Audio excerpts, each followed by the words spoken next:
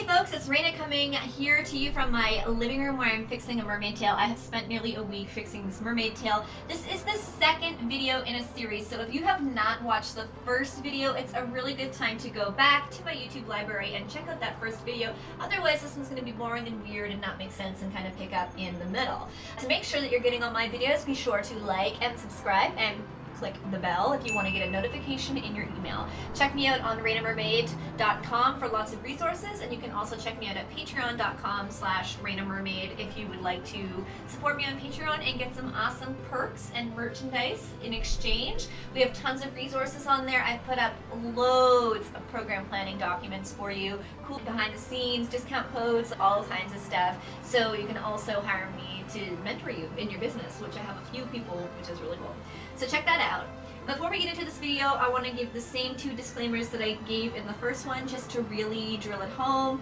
Number one is safety. Make sure you have adequate ventilation, and that includes using a respirator mask so that you're not getting sick from fumes. Same with your pets. You want to make sure your pets aren't getting sick, so when we do this work, we put our pets in a room with an air purifier and no way for fumes to get in, and they're not allowed back out until the air is cleared.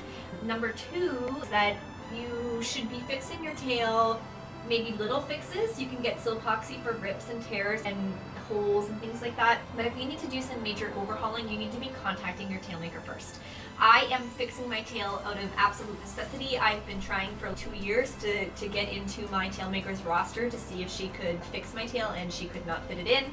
I even went to another tail maker who is a friend of mine who I felt could handle the situation respectfully without stepping on the toes of the other tail maker. Charlie, thanks, buddy. Yeah, so I went to another tail maker and we kind of discussed it to make sure it wasn't going to step on anyone's toes, and she did some testing and it didn't work. Now I'm just sort of a couple days out from filming a movie and I need to fix this thing. It needs to be functional. It has a ripped waistline. It needs to be fixed. I need to do it myself. Preferably, you would have your tail maker do this, and I would encourage you to contact them first and foremost and give them the opportunity. But please expect to pay them for their services. Maintaining your tail for the next 3 years is not part of what they offer you unless that's some kind of extended warranty you've bought. So definitely be sure that you're willing to pay and you're willing to ask them for help first. So that being said, we're going to get into my video now. Let me know what you think in the comments. It's been a really stressful experience for me, just trying to get ready for a film. Usually I like to get dressed up for these videos, but I'm kind of just being real with you here. This is me. I'm in my messy clothes with my messy hair, with my no makeup, just trying to fix my friggin' silicone tail. The hashtag mermaid problems. Thanks folks, best wishes. So I made some Silopoxy with some pigment, and I cleaned everything with alcohol, and now I'm just layering this with a makeup brush. And you can see that I matched the color pretty decently. Raven makes custom colors, so it's hard to match. She doesn't use stuff out of box. So it'll probably take 2 layers because it's kind of coming through a bit see-through. And I mean, that's coming along good. That's gonna show up nice on the film. No kid's gonna notice that. We need a darker one for this spot over here, I think, but I do have a darker one, so that's good. But I'm pretty impressed with that, actually. I nailed it on my first try, I think. Now you can see it's still not the exact consistency, right? Like, it's still not the same as if I was doing this with an airbrush, but I kind of want it thick like this because I'm repairing all these little scrapes and holes. I don't want those to spread, so I kind of want this thick. I like it thick. Oh. What happened there? That's what happens when you have dollar store products. But you don't want to waste something big. Yeah, you have a short brush and a long brush. Yeah, hopefully I'll just wrap that up. That looks a lot better. So, you know, it's not as good as what a tail maker could do with their whole kit and caboodle, but I think it's not too bad for Raina throwing together something quick for a movie.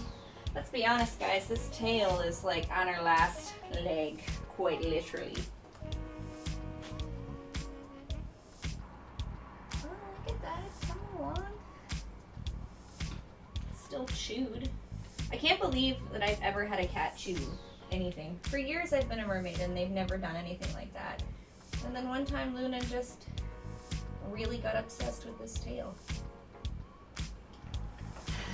Hey fish fans, we're on day 2 of our mad rush to try and fix the sea creature tail in time for filming, and I'm a hot mess and I have done nothing to hide it from you this time. I'm filming in a few days. Of course I have a stress breakout. I'm all puffy, I look like crap, and I'm totally stressed trying to get this fixed, but we're gonna get it done. So yesterday Sean fixed the top for me, so it's no longer separating from the bra on the inside, which is awesome. It's good and done. So thank you, Shawnee, for that. Yesterday, we did what I thought was minor work, and I didn't think the fumes would be too bad because we had some good ventilation set up. But in the end, I ended up with a headache, so we realized that no, you know what? Even though we've tried all this stuff, clearly it's not enough. So we went and picked up a respirator for me. So I'll be using that. First, I'm going to explain stuff to you before I put it on and start working. So yesterday what we did was we fixed the fluke up.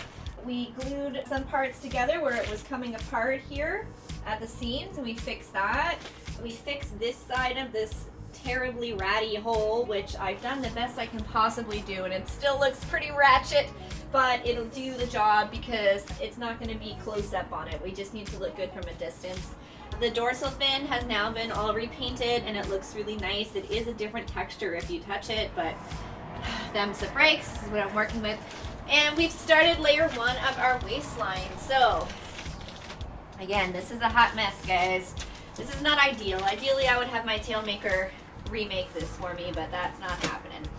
It looks pretty ratty because I'm gonna trim it. This is a patch job, as you can see from the inside.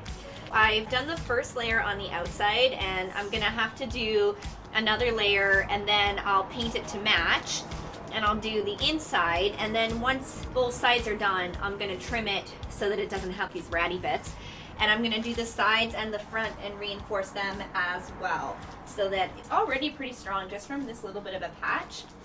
But yeah, this is not ideal. Like, this does not look pretty, but this is it. It had big, if you remember, there's a big hole that goes all the way down here into the scales. There's a big hole here. There's a big hole there. We needed something to brace that, and that's the best I can do. I can wear a belt. I just need to be able to get this thing over my big butt. So let's take a look at the damage on the other side. This is a big tail.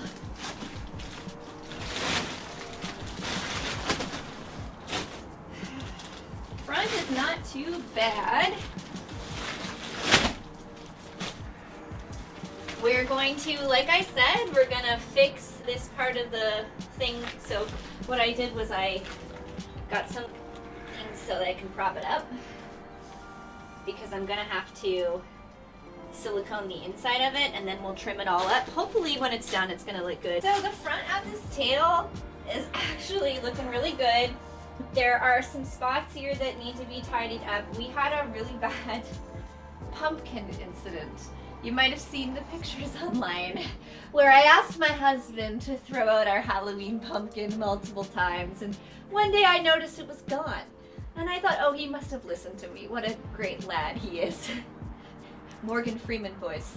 He was not a great lad. He did not listen. The pumpkin rotted, and it was on top of the mermaid tail, but it was behind something, so we didn't see it. And because we don't use this mermaid tail on a regular basis, it was pushed aside somewhere. So the pumpkin rotted on top of the mermaid tail and left a huge mold infestation, which we went at with mold cleaners and did pretty well to get rid of, but you can see there is some discoloration there. So we're gonna go in today with the white and the pinks and try to clean that up. With the yellows, we're gonna clean that up. This front hole, we're gonna try to tidy that up a bit. This other end of the rib, and then we have a couple pieces where the paint has scraped off, and we're going to touch those up. So these little touch-up things aren't going to take very long. This is going to take a little bit longer because I have to mix multiple colors, but we're going to use the Silpoxy for this. We're going to use the caulking for this, and the Silpoxy for this. The waistline, we're going to be using just straight clear caulking on the inside. I'm just going to water it down slightly with a little bit of turpentine so that it's just a little bit easier to use. If you're fixing something on the inside of your tail, it doesn't matter what it looks like as long as it's functional, all right? So we've got the respirator this time. I found the hot pink gloves from yesterday hard to wear, so I got some of these this time. So I guess what I'm gonna do to start is mix up some colors and see where we can go from there. I just realized my paintbrush is probably totally wrecked that I was using. This is the problem. You just end up ruining whatever you're using. Look, this is like my luck, you guys. I'm telling ya, I've been stressed out mermaid. It's alright. It's alright, it's alright, it's alright. We're gonna make it work. It's the Silpoxy. We're gonna start with that. I'll put the regulator on in a minute. We're not gonna worry about the waistline. Is I'm gonna try to fix this paint so that this mold is less noticeable. It looks like I need some white. I've got a couple whites. I've got a nice yellow. Flip them this way, you can see them. Some iridescent whites and yellows and golds. So that's what we're going to use. You can see that this gradient matches the tail. We've got the darker gold. We've got the lighter gold. We've got the blue tingy white. And then we've got the white. So that is how we're going to fix these colors all the way through. This is something preferably your tailmaker would do for you, but that's not the circumstances we have this time. So we're just gonna do what we can, and Sean will probably show a little bit here, and I'm just going to start. So this, I guess, is the top. And this goes around here. And that's Veda. Or who's the whiny one? Who's the new whiny one? Oh, okay, Hook's there. Oh, okay. All right. Let's do this. I'm gonna grab the cats. Okay.